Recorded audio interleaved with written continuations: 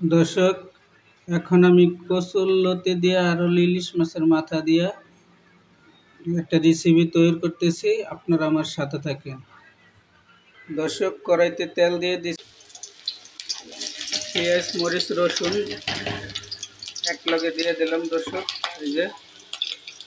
দর্শক, এখন আমি সামান্য একটু হলুদের গুঁড়া দিয়ে দিলাম আর একটু ফাঁকি মরিচের গুঁড়া দিয়ে দিলাম। দর্শক, দিয়ে একটু লেড়ে চেড়ে এটার কষাই নেব। এখন আমি সরিষা বাটা দিয়ে দিলাম, এটারে আবার কষাই নেব।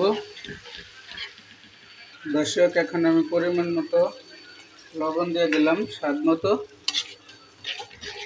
মশলা কষানো শেষ, তেল উঠে গেছে। এখন আমি মাছের মাথাগুলো দিয়ে দেব। দর্শক, এখন আমি কচুরলতিটা দিয়ে দেব, দিয়ে কষিয়ে নেব সুন্দর করে। দর্শক, কচুরলতিটা আমি লেড়ে চেড়ে মিক্স করে দিলাম। এখন আমি 20 মিনিটের লেগে রেখে দেব।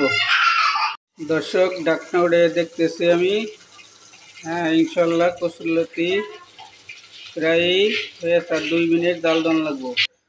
দর্শক, আমি কচুরলতি দিয়ে ইলিশ মাছের মাথা দিয়ে রেসিপি বানাইলাম। আপনারা আমার সাথে আছিলেন, অনেক অনেক ধন্যবাদ। দর্শক, যদি রেসিপিটা ভালো লাগে তাহলে লাইক, শেয়ার, কমেন্ট করবেন। আল্লাহ হাফেজ।